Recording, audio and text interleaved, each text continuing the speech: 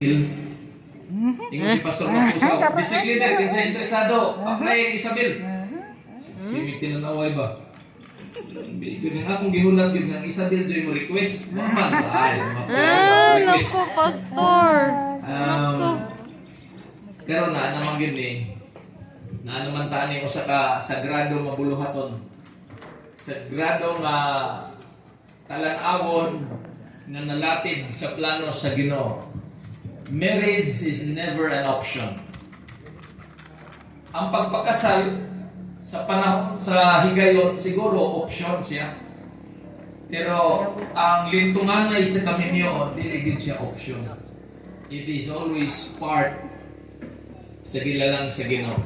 Mao bitaw na si Adan ug si Eva. Sa side na ko ang Kenneth and si Kaina. Sa dihang naglakaw-lakaw si Adan. O ikaw pa'y nahitabo ato ni sa version nako. O sa diha nga si Kenneth naglakaw-lakaw. Ingon ang Dios. Dili maayo kang Kenneth nga mag-inusara. That's the language of God. Dili maayo sa usa ka lalaki nga mag-inusara. Kana nga sugilanon sa Ginoo, dili lang na kaminyoon nga kinahanglan magminyo para dili mag-inusara. Ang punto diha nga dili gid pwede nga ang laki mag-inusara whether human sa kaminyoon. Mabitaw nga I don't see the point of marrying someone. Kung kitag punto nga magminyo, kanya magbuwag ra po. Kay nanginabuhi, ang usa ka tuig di magkita sa asawa o sa bana. I mean, dili kumuhukom ana because there are many couples today nga okay sila ana. But the principles of God is this. It is not good for a man to be alone. Dili maayo nga mag-inusara. Bisan pag ang ginikanan mo kisi-kisi nga dili sa minyoon, ila na kasugilanon. Pero sa Ginoo dili gid pwede nga mag-inusara. Gani katong nagkanta ganina Kuya Ruben, imo mabitong mga apo, nindot ko kay tong sugilanon sa kaminyo. Pag umangkon, di na nato hisgutan karon kay basin mahuman nga sila atong sentro. Ang atong sentro nakabutang Kenneth and si Kaina. Nag-uol pagig ko aning hitabuha karon. Kay kini si Kenneth, ako maning suod nga batanon. Ala. Kunya kining suod lagi, di ko managana sa saad-saad. Nakasaad man kong kambing. Ako nga niron. Ako pa'y mo kasal. Ako pa'y mo kambing ani. Kunya kay sa tanan po nga gisaaran ako, kinira po ang kusgan gyud nga pastor. Asa naman to imong gisaan? Way ikog-ikog ba? Pero ganahan ko ana kay liwat mo punis district leader nga way ikog-ikog, di ba? Nalipay lang ko dito sa ikog nga ingon siya pastor. Ang kanding nga imong gisaan nakabuhi ko sa ato kawa ko bayranan. Nakabuhi man ang agkarong pagkukulon. Pero kay nakabuhi ni salwa kay ihaw. Nag-uol na ko ani. Pero sige ko gunahon na. Ang mga magwawali, parihan ako, labi naglayo-layo gikan sa Isabel, kasagaran sa mga ikasal, hatagag sobre. Pastor, pamasahin mo, kahalipay na mo, kanya kasagaran sa mga sobre, 3,000, sakto gis kandi. Awa ko mo ingog bawi-bawi. Hindi rin, wadyo ko na ingon, ako lang giingon nga, pare-pareha na gilpon. O, pare-pareha, depende naman na sabot kay kining mga sabot-sabot naman yun na. Anyhow, I just want to set the place nga kasagaran ng gusto ikasal, murag na matyan. Have you noticed? Daghang mga gikasal, murag na matyan, hilak-hilak. Hindi na madagi hilak-hilak. Ang ato karon is let us enjoy the gift of life because this is the very beginning, the foundation of your life. Si Mrs. Gani gusto mo uban diri. Kung ay naguban-uban kay hasol na. Hasol! Ay naguban-uban kay lison na kay bata bago pang panganak. Kay gusto daw niya handurawon. Ang gatong mga panahon nga niglakaw kun mi sa puwa nga sama ni ini. Nga gatong nagkanta mo puti para kanta. Actually mga kaigsunan na ano man gyud mataas pila ko katuig nawala diri 3 years. So additional tag 3 hours. 3 years mo nawala diri. Actually, nagminyo ko sa akong asawa. Huwag ko'y tatay, huwag ko'y mama, kaya kung papa, tuaman sa gawas. Si mama, masakit mo po siya. So, huwag yun, uban ako. Pamalay sa akong asawa. Kabalo mo kinsa namo ni uban ako kining naganta. May nagharong dito sa kumakugangan. May na kon manulti. Sila gini. Sila na mabba dito. Magalibad si ugangan. Muna pagtanaw na ko nila ito, murag lami ang akong pagbati karon sa kaminyo. Now, here's the thing. Ang atong isgutan karon, dili ni siya tradisyonal. Una, dili ang naandan. Kay dili ko maghisgot diri kinit, unsay mga sekreto sa ubang mga magwawali nga. Sultian ko kamos na pulo, 12 ka sekreto para mahimo magmanlampuson ang kaminyo dili na. Dili na epektibo dili. Kay sultian ka mo, if we will talk about secret in happy marriage, daghan na mo ako, pero sultian ta mo hangtod karon gaaway pa mo ba? Secret in successful marriage, hangtod karon nangamatay na lang mga eksperto. Huwag yun na maundang ang pag-research kung saan sikreto sa malipayon na kaminyo. It's a progress. Nag-develop na on the process. Mga inventory pa lang daghang ipanghimo diha. Mo na today, I will be talking to you the principles of marriage rather than the secret of happy marriage. Kaya ang mga sikreto sa malipayon na kaminyo, I'm telling you, it takes a lifetime to learn. Wa mo kabalo nga, hala, grabe di ay no, duha na mo'y among anak. Karon pag yun may nakakakon, nga ingon ani di ay, wala pil na sa wali. And kamo mismo nga nag-witness karon ni Kenneth o ni Shikaina, kamo mismo nasayon nga ang kaminyoon bisan na anay mga anak.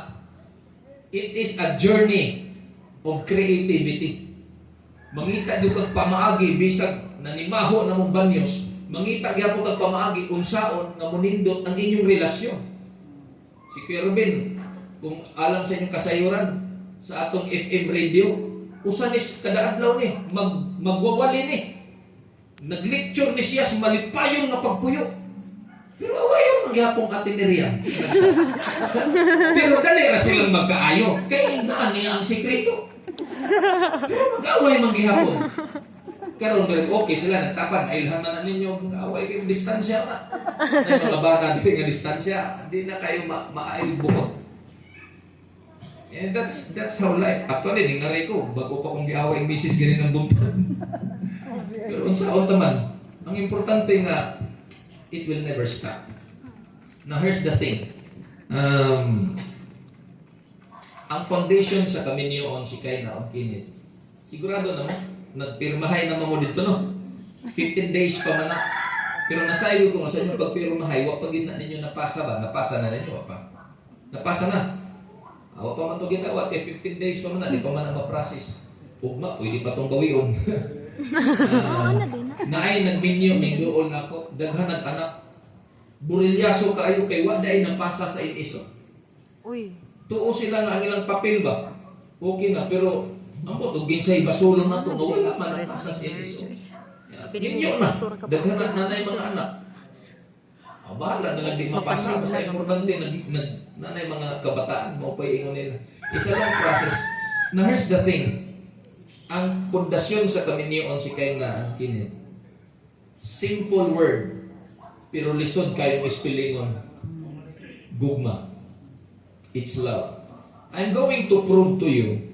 Ingon ng 1 Corinthians chapter 13, verse 1, si Apostol Pablo, iyang gihulagway unsa ang kahulugan sa matuod nga gugma. Daghang magugma.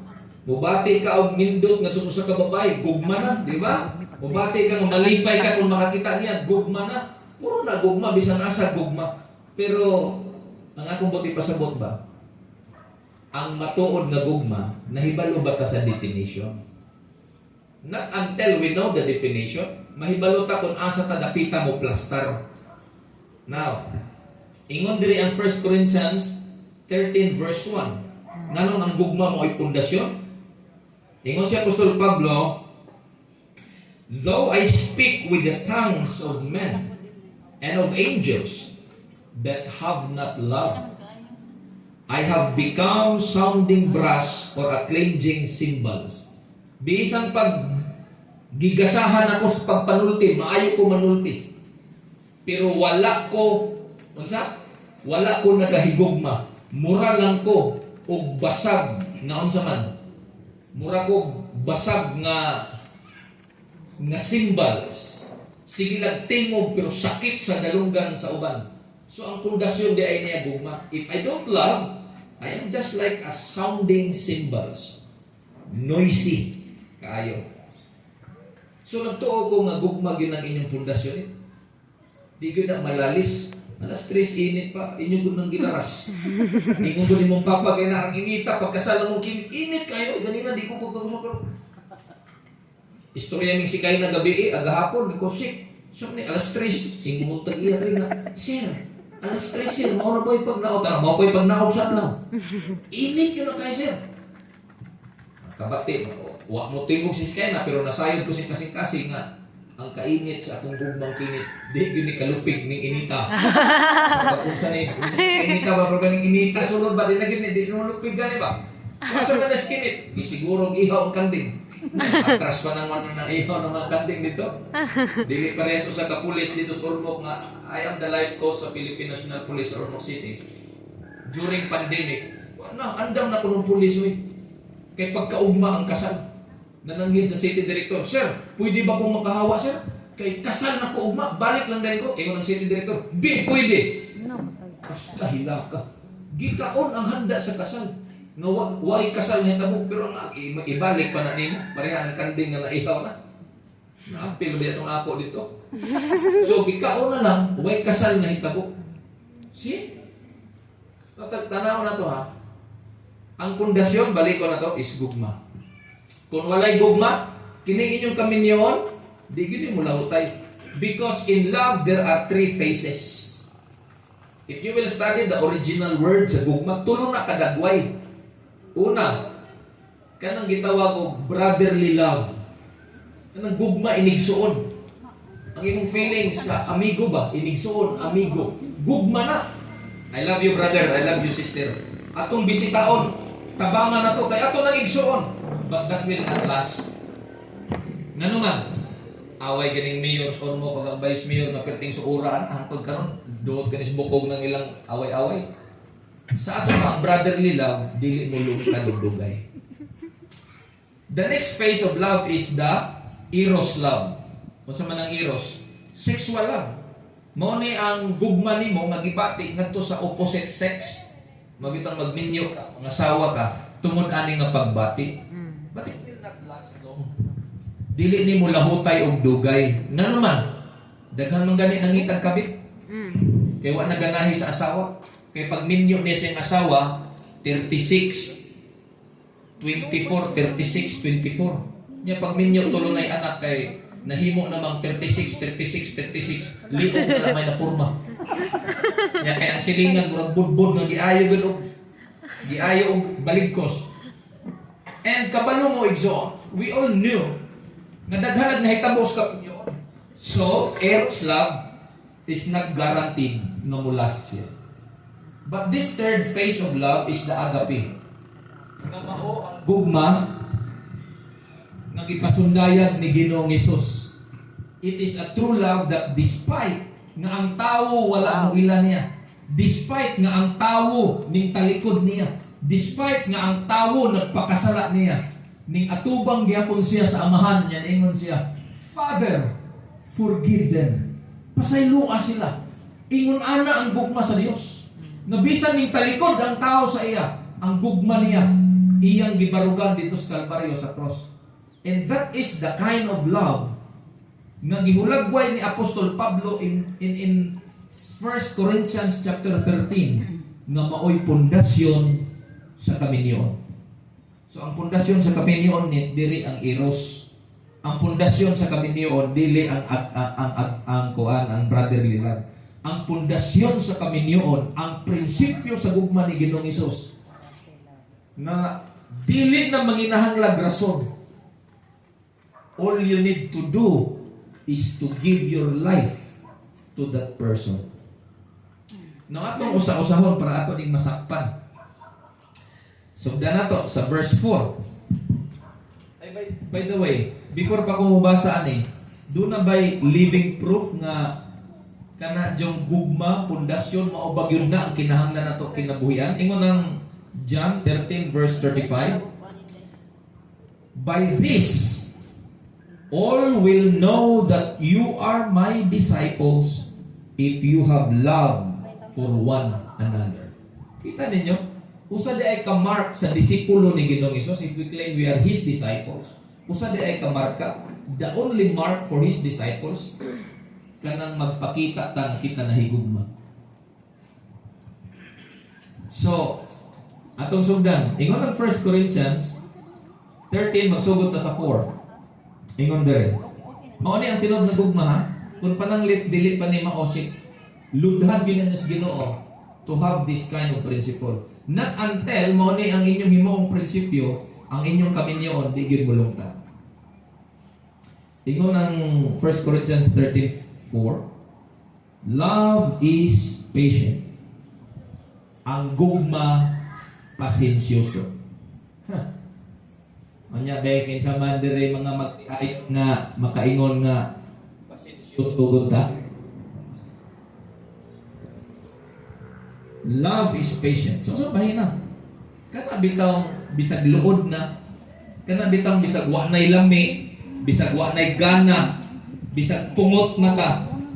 Pero mulahutay o mubarog gihapon ka, maunay gitawag og pagpasensya. Love is patient. Imposible na, pastor. Imposible bitaw. Sa mga tao nga ang ilang gugma dili founded sa gugma sa Dios. Love is patient. Kaya ang tao actually mubalos magyud. Mubalos. Unsa pay sumpay dire? Love is patient. Sunod. Love is kind. Love is kind. Something love is kind. Laing pagkasulti, maayo. So, ang tinuod ng gugma ni pundasyon, tigam ni ginawa ko magkuha ng sikritos kami niyon, ay na natin daghan ng mga pamaagi. May sikritos kami niyon, ang asawa kinahanglan sundon. Unya kay naaman po'y uban na nagmanampuson nga bana mo isundon. Ila Kuya Robin, ang asawa mo isundon. Pero na may uban kami niyon nga bana mo isundon. Ano kung pangutan na, kinsa may insakto nila? Insakto si Kuya Robin nga asawa isundon. Unya, kato di ang bana sundon, nagmalampuson ng punto. So wala tay mission, anak. Wala tay votation nga kung asawa sundon, successful ang marriage. Ang bana sundon, dili successful. Watay votation, anak. Secret lang mananit. Ang secret, iya na diskarte nga sa magtiayon. Apan nga akong isulti ninyo ang prinsipyo. Kay diha gikan sa prinsipyo, if you will live the principles of love, then you can create secrets. Unsaon sa taga-antang ilustrasyon na kit nga balay. Maghimo mo balay, pundasyon na nanay haligi, ibongbong na tanan. Mao na ang prinsipyo. Ang sikreto para munindot tanawon, ang kamo na maghimo diha og mga parador. Himuan ni parador, himuan ninyo og lantern, himuan ninyo og mga sili. Inyo bang i-decorate? Ingon ana ang gugma, kung pundasyon, prinsipyo ang inyong sundon, kinahanglan pasensyoso mo, kinahanglan maayo mo, mao na inyong sundon, kinahanglan pasensyoso ko, diha sa pagpasensya, muhimo na kang mga sikreto unsaon nga makapasensya ka. Si Brother JJ, naagid ni siya technique gihatag nako unsaon nga kanang imbis kasab-an ka sa imong asawa, ang asawa mo ay imong kasab-an. Siya naghatag og sikreto di ba na ako malintag? Alam mo. Kanang moingon niyang asawa ba? Iyan ang sikreto. Moingon na niya, ay wa may sikreto pulgar. Ingon siya, pastor, kung ang imong asawa, butangan ka o timetable na alas 9 ulit nagbalay, unya, madugayan ka, unsa may imong himuon, aron imong asawa, di masuko. Kaya kung mulapaw na kag alas 9, suko na ginang asawa. Di ang sikreto na ito, no? Kinahanglan, bisan pag imong asawa masuko, gugma, pasensya lang yung ka, aron makakuha kang sikreto. Ang iyang sikreto, imo lang yung unhan ko ang asawa. Pagkulo mo sa iyo, kaya nang pag-abli mo spultahan, o niya alas 10 na. Normally, ang isulti sa asawa, tudloon magyuka. Diin magagikan, di pa nagsabot ha? Nga mga alas 9. Grabe ng kasaba. Ang sikreto, unhan dyan Kuya Ruben. Ang buto, kayo mo na galing na himo. Nga ka ng pag-ablay ba? Di pa ka-istorya ang asawa, unahay tudlo. Imbis, ang imong asawa mo tudlo nimo, ikaw tudlo sa mga galing mo ni. Di magagikan ha? Giingnan ka na alas 9 ulit. Alas 10 ka na. Yung asawa mo, tinanaw na naman. Mo na sikreto, di na prinsipyo ha. Basin niya ipatpilog, grabe suwaing pastor. Kinahanglan unha na to. Loy, di na siya prinsipyo. Sikreto lang na naghimo ana, napoy wala. Pero definitely, naghimo ana deliver JJ. Sikreto, pasensya. Pasensya gyud. Pasensya. Ikaduha, be kind. Biblikal ha, di na ako. Verse 4 na sa 1 Corinthians chapter 13. Unsa man ning be kind? Kanang maayo gyud ka. Bisan nang inistoryahan sa imong asawa dili maayo, maayo gid mo itubag pirmi. Kanang imong asawa wala nagkadimao, atong baliktaron ni sige nito ano? Mao? Maayo lang gud gihapon ka. Sige nga among ayo balusig dinautan. Ni kanang usa ka bana nakarealize magwalis pastor. Grabing wali sa pastor pahilak uli ang bana. Gakos ng bana ng asawa. Luhod siya.